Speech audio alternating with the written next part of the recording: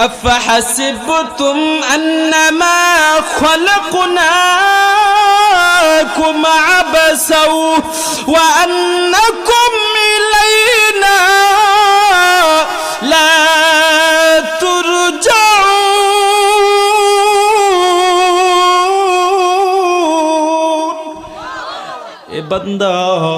আল্লাহ তাআলা এই দুনিয়ার মানুষদেরকে জানায় দিয়েছেন আফা হাসিবতুম তোমরা কি ধারণা করো তোমরা কি মনে করো আন্নামা